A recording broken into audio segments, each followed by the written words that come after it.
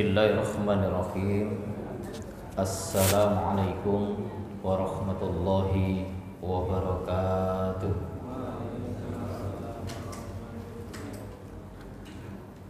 Innal hamdalillah nahmaduhu wa nasta'inuhu wa nastaghfiruh wa na'udzu billahi min sururi anfusina wa min sayyiati a'malina may yahdihillahu fala mudilla lahu wa may yudlil fala hadiyalah.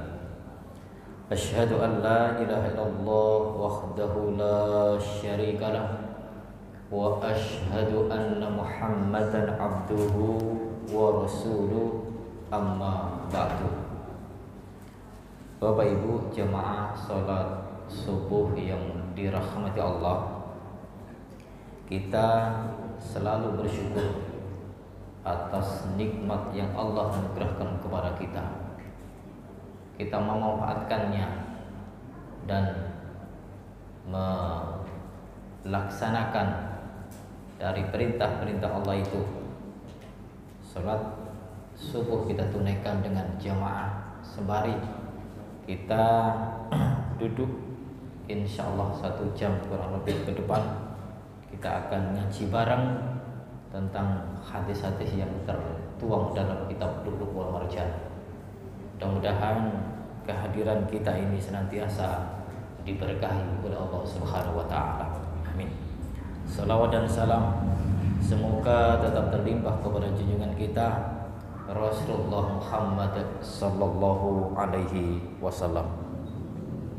Baik jamaah yang dirahmati Allah, urutan dari hadis kitab Lu'lu' ini kita masuk pada nomor urut 309, kemudian 310.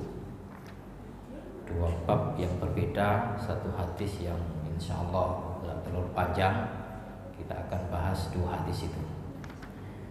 Yang pertama 309 yaitu menjelaskan tentang babu fadli bina'il masajidi wal khis 'alaiha. Bab yang menjelaskan tentang keutamaan anjuran membangun masjid.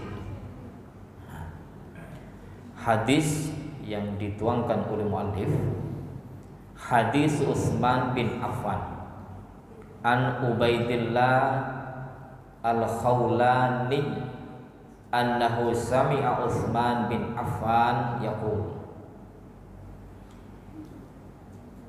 inda qaulin nabi fi khina bana masjid Rasulillah sallallahu alaihi wasallam innakum aksartum wa inni sami'tu nabiyya sallallahu alaihi wasallam yaqul man bana masjidan yabtaghi bihi wajhallah banallahu lahu mislahu fil jannah, akhrajahul Bukhari. Kemudian babun nadbi ila wad'il aidi ala rukabi fi ruku wa nus at-tatbiq. Bab yang menjelaskan anjuran meletakkan tangan di atas lutut saat rukuk dan menasah tatbiq. Tatbiq. Baik, di hadis 309. Hadis yang bersumber dari Utsman bin Affan dari Ubaidillah al-Khawlani, bahwasannya Ubaidillah ini pernah mendengar dari Utsman bin Affan, yaitu beliau menyampaikan, Utsman bilang gini, indah qaulin nabi, indah qaulin nas fihi, ketika banyak orang yang mengingkari beliau, ketika banyak orang-orang yang mengingkari beliau, khina bana masjid Rasul sallallahu alaihi wasallam, yaitu saat Utsman bin Affan ini merenov Masjid Rasul sallallahu alaihi wasallam, yaitu Masjid Nabawi. Innakum aksartum, kalian telah banyak mengingkariku, kata Utsman. Wa inni sami'tu Nabi sallallahu alaihi wasallam, padahal aku ini sudah mendengar Nabi sallallahu alaihi wasallam pernah mengatakan, man bana masjidan yabtaghi bihi wajh Allah, siapa yang membangun masjid karena mencari wajah Allah, banallahu lahu mislahu fil jannah, maka Allah akan membangunkan untuknya yaitu masjid yang semisal, di mana? Tentu di surga nanti. Baik, jemaah subuh yang dimuliakan Allah. Nah, ini di dalam penjelasan yang lain, syarah dari kitab Sahih Bukhari, itu perihal Utsman bin Affan itu hendak merenov Masjid Nabawi, ya, merenovasi. Apa yang beliau ingin renov, yaitu tiang masjidnya. Pingin Utsman itu nanti akan diperbarui jadi batu, ya, itu beliau itu pingin bahwa tiang-tiangnya itu ya bahannya batu. Kemudian atapnya itu ya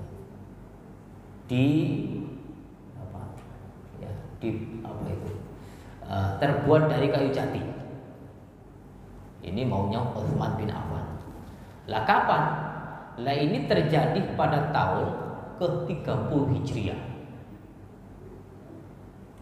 Jadi masa setelah Rasulullah SAW wafat, pada saat tahun 30 Hijriah, bahwa Utsman bin Affan pada masa kekhalifahan beliau punya ide, punya angan-angan untuk merenov Masjid Rasulullah SAW itu. Ya, tentu dari benak Utsman bahwa masjid itu ada sesuatu yang perlu dibenahi. Walaupun ini adalah Masjid Rasulullah SAW yang ini nanti tidak hanya umat ini saja yang akan menempati, tidak hanya para sahabat yang sekian ini saja yang akan menempati. Insya Allah feeling Utsman itu, sehingga kita perlu juga tidak tanah masjid ini seperti ini. Lah ide yang ditampilkan oleh Utsman itu kepada para sahabat, dan para sahabat itu pun juga tahu, maka apa respon mereka? Ternyata respon mereka itu gak respect, ya, gak seide dengan Utsman. Maunya apa? Maunya para sahabat itu, sudahlah, masjid di zaman Nabi itu seperti ini, sudah biarkan saja, gak usah dibenahi lagi. Mungkin juga akan punya feeling dari para sahabat itu. Nah, kita akan mengetahui bagaimana kenangan masjid ini kita wujudkan seperti sedia kala. Pikiran Utsman tidak seperti itu. Padahal Utsman bin Affan itu sudah tahu dulu zamannya Umar bin Khattab pernah merenov, tapi ya, para sahabat pun juga mengerti tidak seperti yang Utsman bin Affan inginkan. Kalau zamannya Umar bin Khattab sudah renov, kemudian dia lebarkan sedikit, sehingga para sahabat saat itu tidak merasa terheran-heran. Nah, ini maksudnya zamannya Utsman ini rupanya renovasinya itu, nah, satu tadi ingin menggantikan tiang itu menjadi terbuat dari batu itu, sehingga kokoh dan kuat maunya Utsman. Kemudian atapnya itu dari kayu jati. Namun apa?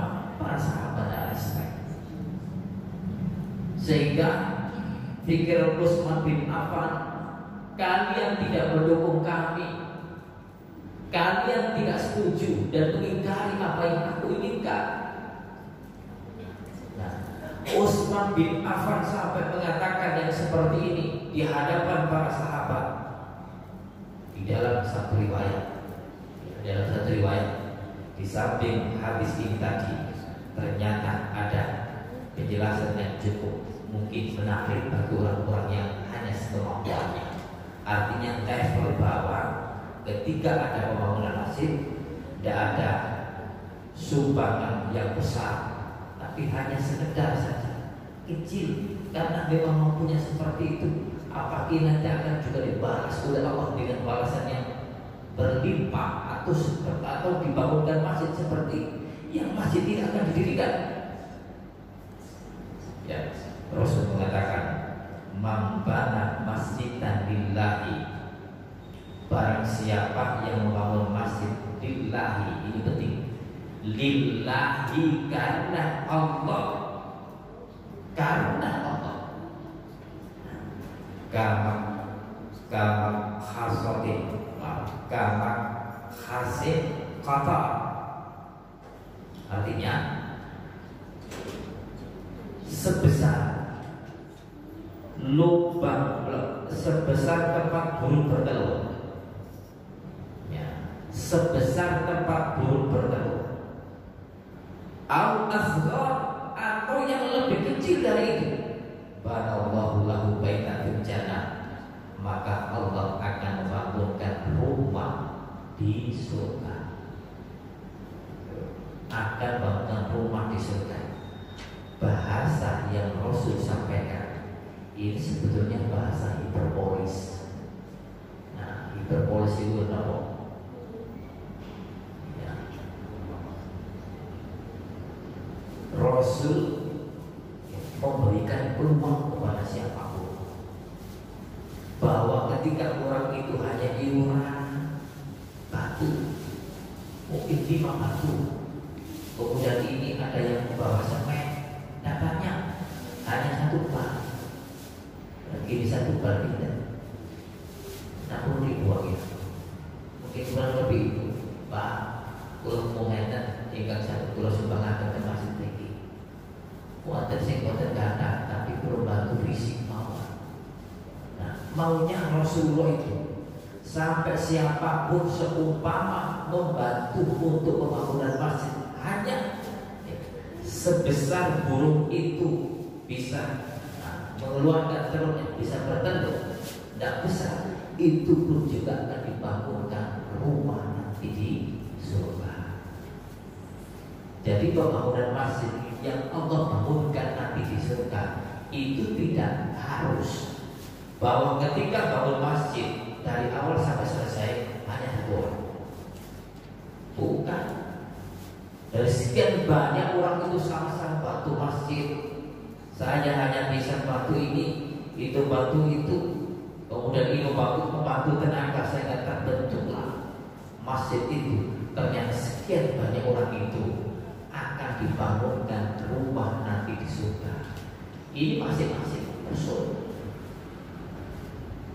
Ya, secara logika, seumpama ada orang itu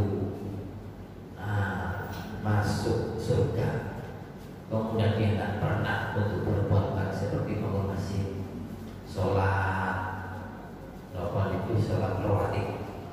Karena sholat rawatib yang 12 rakaat itu nanti akan dibangunkan rumah di surga.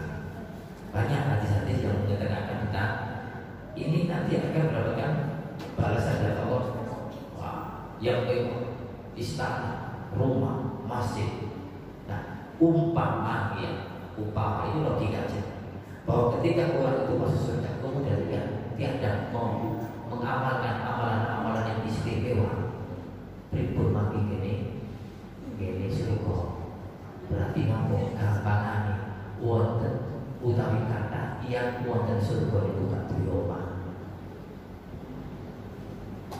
Gampang tengok. Kenapa? Karena memang Rasulullah itu mengatakan siapa yang bangun masjid maka akan dibangunkan. Dia tidak beramal sama sekali. Nah, ini logika aja. Cuma nanti kita tidak tahu kan ya, kita tidak tahu. Tapi yang jelas, orang masuk surga itu puasa. Kemudian sampai dulu ketika kita menjelaskan tentang surga, surga yang paling rendah, itu kemewahan yang ada di dunia ini 10 kali lipat. Sing paling rendah 10 kali lipat daripada kemewahan yang ada di dunia ini. Oleh karena itu, di dalam menata hidup ini kita banyak beramal. Bagaimana keunggulan-keunggulan itu kita bisa mengambilnya, sehingga ketika nanti orang-orang yang masuk surga itu pun masih banyak orang-orang kenapa ya saya dulu tidak melakukan ini, kemudian aku akan diberikan sebuah keistimewaan yang seperti ini. Karena memang di dalam surga nanti itu tingkatan. Ada orang yang sampai surganya itu paling VIP top nomor 1, yaitu surga Firdaus, yang karpetnya ini itu terbuat dari emas, tiangnya terbuat dari emas, masuk ke neraka yang begitu indah dan menakjubkan. Di samping itu sudah siap bidadari-bidadari yang menunggunya. Kemudian ada surga yang paling rendah. Nah, mudah-mudahan kita, Allahumma inna nas'aluka al-jannah al-firdaus. Ya Allah, kami semua ini mohon kepada Engkau agar kami ini Engkau masukkan ke dalam surga firdaus. Yang balik ke hadis ini, bahwa siapapun orangnya yang semangat untuk membantu berdirinya masjid, maka nanti orang itu akan mendapatkan balasan dari Allah, dibuatkan rumah. Ini orang ahli masjid, ketika membangun masjid dia selalu semangat untuk membantunya, sudah dapat rumah di surga. Kemudian dia orang ini gemar beribadah dan melaksanakan sholat rawatib, man sholat fi lailatin, barang siapa yang sholat fi yaumini ya wa lailatihi, di hari itu malam dan siangnya, kemudian melaksanakan sholat isnatan rakaat ini, yang melaksanakan sebanyak 12 rakaat, maka pada Allah baitan fil jannah, Allah akan bangunkan rumah baginya di surga. Itu ada rumah. Jadi kan serta-merta orang itu diberikan bulan keistimewaan ini, maka akan dilihat apakah amal orang itu ketika selamat di dunia. Ini. Dan kemudian yang terpenting lagi, bahwa pembangunan masjid yang Allah Rasul sebutkan tadi, membangun masjid karena wajah Allah, maka inilah yang memang diberikan oleh Allah. Karena tidak sedikit orang-orang yang bangun masjid pinginnya namanya dijunjung, namanya disebut-sebut. Ini Allah. Nah, makanya di antara ulama menjelaskan inilah nanti yang akan mengurangi keikhlasan seseorang, bangun masjidnya disebut namanya, artinya nama masjid itu namanya si A. Kemudian yang tanda tangan si A juga.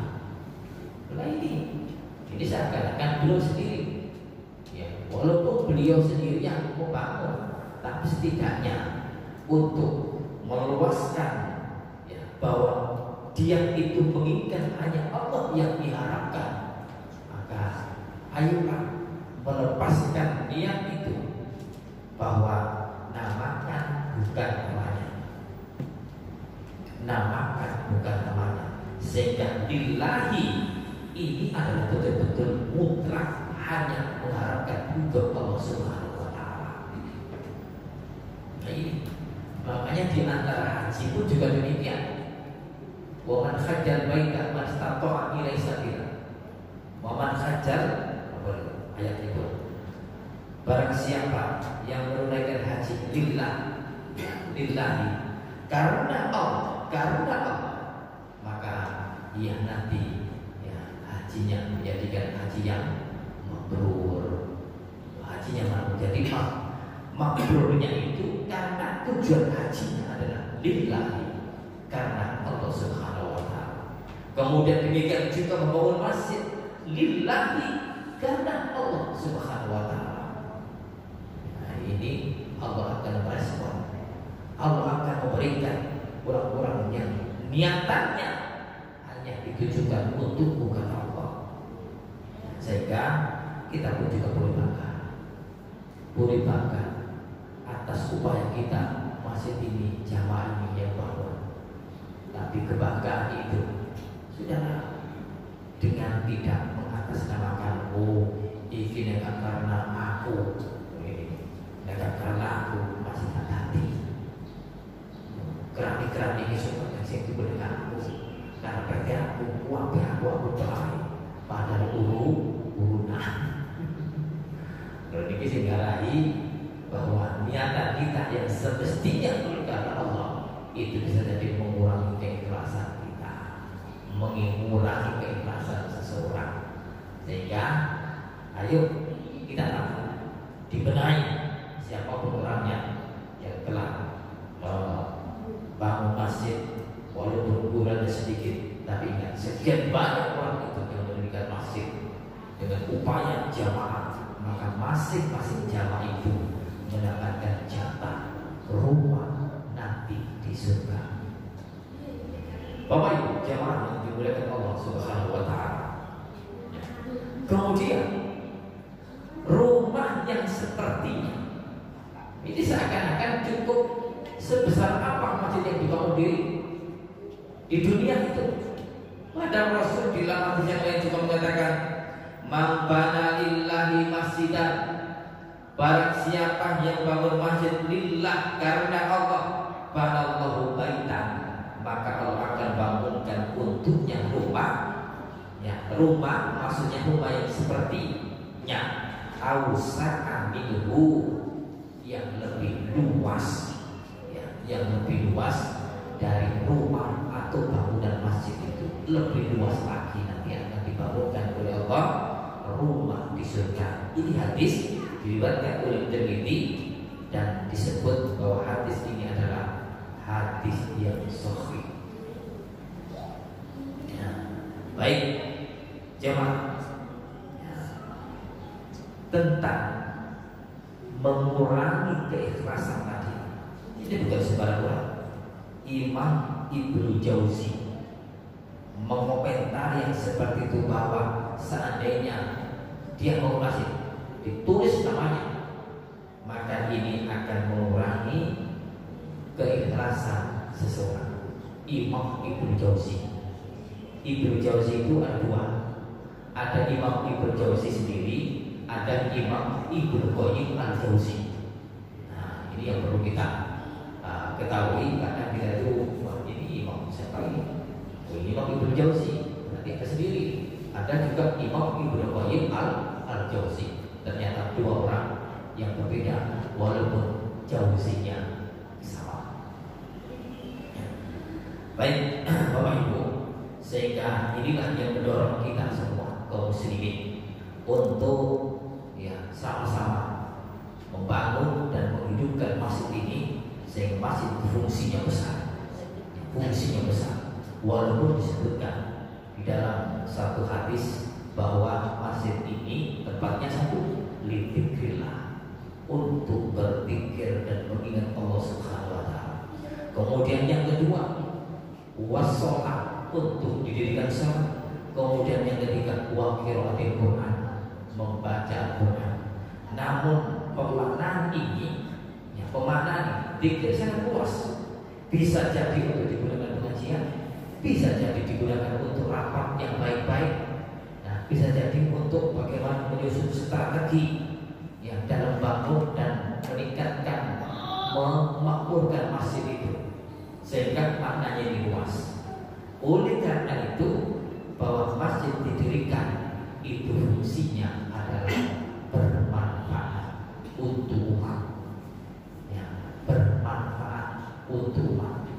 Sehingga kalau ada masjid yang digunakan untuk yang lain, digunakan untuk hal-hal yang tidak dibenarkan, maka ini ya seperti zaman Rasulullah dulu, ada masjid diror, masjid yang kurang-kurang munafik, digunakan untuk menyusun strategi bagaimana memerangi kaum muslimin itu. Di situ digunakan untuk apa? Strategi menyusun untuk mengalahkan kaum muslimin. Maka ketika orang-orang kafir itu kalah, dibongkarlah masjid itu, sudah tidak bekas dari masjid yang disebut dengan masjid teror itu. Kemudian diminta kaum muslimin bahwa masjid dibangun hanya untuk lillahi ta'ala. Nah, ini ketika orang itu bersemangat untuk memakmurkan masjid, benar-benar air hati kita ikhlas karenanya, karena ini adalah milik Allah, rumah Allah, segalanya aman, tidak ada tendensi lain-lain. Bahkan segala sesuatu yang rumit-rumit ketika ke masjid, insya Allah rumitnya hilang. Tapi ketika keluar masjid, kadang-kadang rumit itu balik mana. Nah ini ngomong sih kadang-kadang aku suka kalau ngomong ini beda masjid aja. Akhir kena mulai kena cukup. Nah tapi untuk mengeluarkan perkara-perkara yang mungkin belum mendapatkan solusi, sudah selesaikan masjid. Masa luar biasa. Ya tempoh hari itu ada orang yang berhutang sudah 43 tahun. Hutang sudah 43 tahun, tapi orangnya yang hutang itu baik.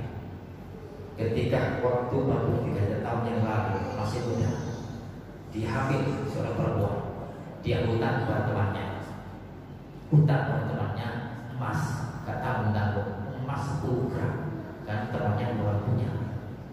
Pak, pulau mengambil dirinya, ngobrol, datang ke Babaran, pinter, Mas Kiai, ya, akhirnya dihutangi sebesar 10 gram itu dijual, Bapak selesai.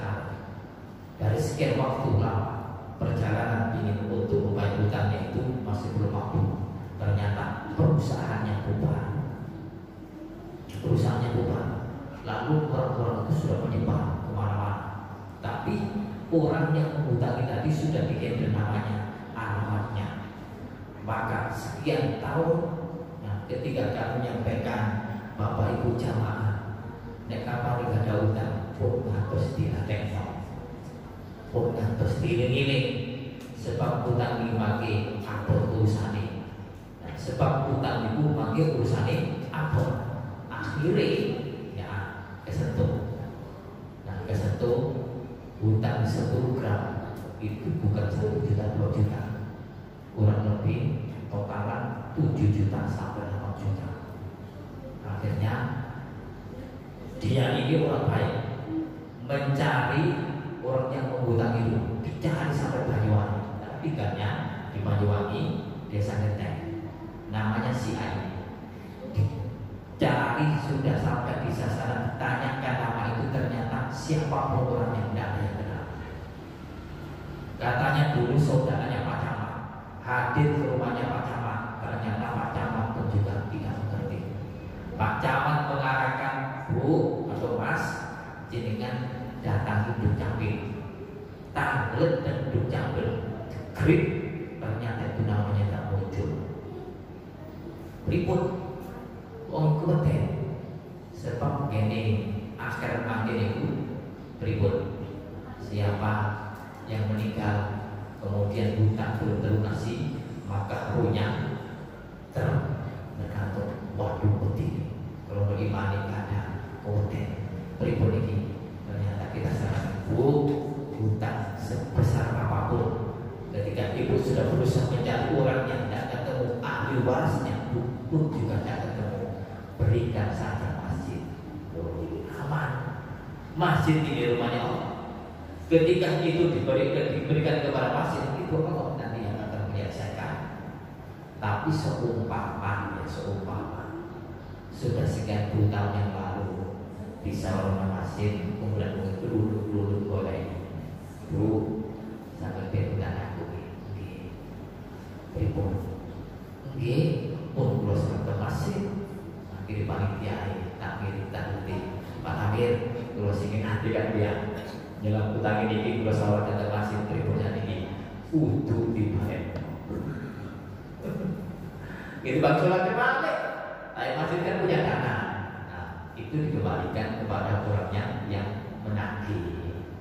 Ya, tapi kan dibawa oleh masjid. Seandainya nggak menagih, itu sudah apa di masjid. Nah, sehingga untuk sampai hari ini 3 hari yang lalu kita amankan emas itu sebesar 10 gram di dalam masjid. Juga siap nanti seandainya orang itu ditagih, kemudian masjid pun juga siap untuk bertanggung jawab. Ngoten dari perkara-perkara wae enak diselesaikan kan masjid orang tukaran akor-akoran ayo ke masjid dulu istighfar lagi salaman takobal minna wa minkum beres saya ke sawah bisa hampir terakhir kan dia hampir terakhir.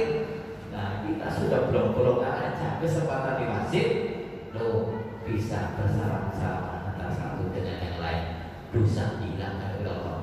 Rasul mengatakan makin muslimin yang takian mereka sama kali qobla ayat tarikah wufir lahumah qobla ayat tarikah. Siapapun orangnya bersalam-salaman antara satu dengan yang lain, maka apa kata Allah, dia akan diampuni Allah sebelum tangan itu berpisah. Maunya nek salah pun gitu dulu mata bisa pak yuk sepuluh sing oke beres sepuluh baru dilepas terotol itu sering nek cewek betul asal ya mau sekolah itu kesempatan ini 2 orang laki perempuan bukan makhluknya haram ya haram boleh sama laki-lakinya perempuan sama perempuannya ini mumpung momen ini biasanya instansi tempat-tempat sih kalau grup-grup itu biasanya ada nih halal halal. Kalau sudah berada di luar masjid aman, gak ada halal bihalal tadi yang pasti tanya dari sebuah insya Allah juga Allah memberikan peluang untuk itu. Nah baik, ini hadis yang pertama. Hadis yang kedua 310 hadis Sa'id bin Waqqas.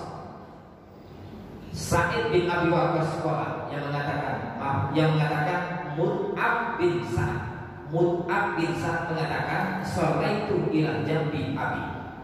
Nah, Mut'ab bin Sa'ad niki salat di samping abinya yaitu Sa'id bin Abi Waqqas. Fatobaktu baina kafaihi, maka aku membuka di antara jari-jariku. Aku membuka di antara jari-jariku, summa wada'tuhu baina fakhidhi. Lalu aku letakkan jari-jariku ini, tangan keduanya itu di paha. Kemudian fanahani abi, maka Sa'ad bin Abi Waqqas itu melarangku. Waqala, dan dia mengatakan Sa'ad bin Abi Waqqas, kunna naf'aluhu, kami dulu itu melaksanakan seperti ini. Fanuhina anhu, maka kami dilarang. Wa umirna an nadhara aydiyana, maka kami diperintah untuk meletakkan tangan-tangan itu tadi ala buka, di atas lutut. Maksudnya dalam sholat ketika rukuk, tangan ini dilarang meletakkan di paha. Saya tadi ya,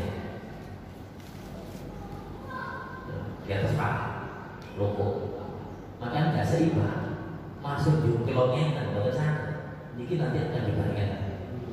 Ya inilah ya sebuah kesinkronan bahwa ketika dua tangan diletakkan di atas lutut ini pas pasti benar-benar. Dan dulu pernah diceritakan Rasul satu kali ternyata sudah tidak dilakukan lagi. Nah ceritanya ini Sa'ad bin Abi Waqqas betul-betul tahu bagaimana sholat Rasulullah, sehingga ketika anaknya itu sholat meletakkan tangannya itu di atas paha, itu guru oleh abinya. Nah, jangan seperti itu. Kami dulu bersama Rasulullah pernah lakukan, tapi sudah tidak diperkenankan lagi. Maka betul-betul sholat itu tidak melelahkan sinkronnya punggung. Ketika kedua tangan itu diletakkan di atas lutut, itu pas. Ini derajat ini 90 derajat. Menggaris tukang pas sinkron itu 90 derajat. Siku namanya. Nah, makanya kalau sholat sudah siku, insya Allah ya gak ono sabar.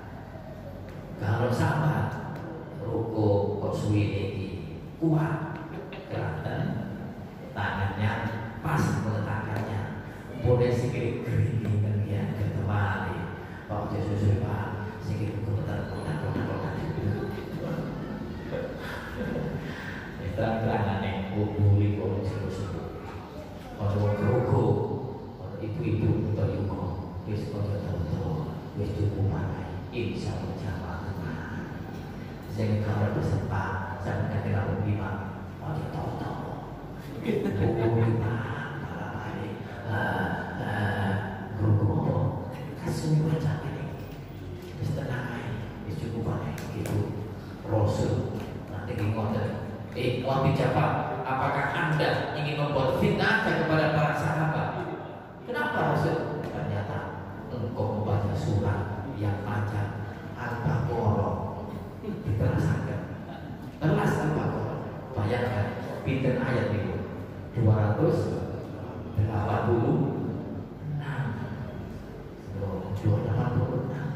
yang ini berarti ya sudah tidak mampu pada zaman Rasulullah sholat dajjal, gak mampu mundur, nyelesain diri mundur. Rasanya besok umpami ya mau sholat Al-Baqarah 182 dari sini gak mau mundur wae, terus jalan makin mundur kabeh. Nah ini maksudnya ketika imam itu mengetahui tentang karakter sahabat jamaah, insya Allah bahwa jamaah itu juga tenang. Yang kedua kerasan, ya, dan jamaah mana insya Allah tekokane akas. Akhirnya imam itu tahu, oh si naik dan mau coba sekali begini. Nah, itu apa? Jadi imam tinggal setelah, makanya intinya bahwa imam itu setidaknya mengerti bagaimana kondisi jamaah. Kalau belum mengerti, beritahu atau tidak? Kalau belum mengerti, nah ini. Tadi tersinggung. Saya kecau, ya tipu sampai akhir malam, ya tipu sampai akhir. Kadang-kadang bisa penuh, si keras kepala, wah, sebabnya wonten ini masjid agung ya, sehingga dulu nanti cerita bahwa kami itu sholat maghrib kan telat. Nah, akhirnya wonten jamaah tidak berpihak itu. Jamaah pertama sudah selesai, kami berada di belakang. Oleh banyak yang ikut itu. Ada orang yang tahu-tahu sholatnya itu sholat maghrib, mau join surat Al-A'raf. Surat Al-A'raf semua tersujud tilawah ini. Nah, orang-orang yang di sebelah saya itu orang becaan. Dulu kan becaan kan diperbolehkan di rentetan depannya masjid agung itu. Ya, tapi itu sama. Kemudian sujud tilawah. Sujud tilawah sing sujud mukali. Kulo yang sebelah nanti tepi itu. Barang sujud Allahu Akbar. Suwe sujud. Mata kulo nongol sebelah kami itu. Boten wonten sujud. Bukan kali ini. Nah, barang bukan kulo terus akan mau untuk sholat. Para mantu kulo sampai akan harusnya ini. Kulo sampai akan Pak. Ngapunten dia. Jenengan sampai sisi tilawah di sini, jenengan sampai akan keras kepala. Salah itu nggak ngerti. Oh, salah nggak ngerti. Terus ini belajar. Nih Pak, aku dia bacaan jenengan itu langsung digelui. Ini maksudnya diri pelan-pelan, insya Allah maturnuwun yang tajamnya kalau pulau tawakno cek duit sampurno cek duit untuk cek oleh kajaran ake tapi dia duit gerak gergai semuanya sehingga kita itu bagaimana mengkondisikan jamaah itu untuk bisa tenang, senang, bahagia, kerasan sehingga tempat sholat masjid ini banyak berdatangan melaksanakan sholat jamaah di situ. Boten bisa kan? Jelas ya? Jadi intinya bahwa dalam membangun masjid harus ikhlaskan Allah. Yang kedua, sholat itu penting. Satu sisi tadi meletakkan kedua tangan itu harus tepat, lutut pas itu, pas lutut itu. Insya Allah sholat kita nanti akan bisa menuai sempurna. Bapak jamaah, kiranya itu dua hadis yang bisa kami sampaikan pada kesempatan kali ini, mudah-mudahan bermanfaat untuk semuanya. Akhirul kalam kita tutup dengan doa kafaratul majlis. Subhanallah wa bihamdika asyhadu an la ilaha illa anta astaghfiruka wa atubu ilaik. Wassalamualaikum warahmatullahi wabarakatuh.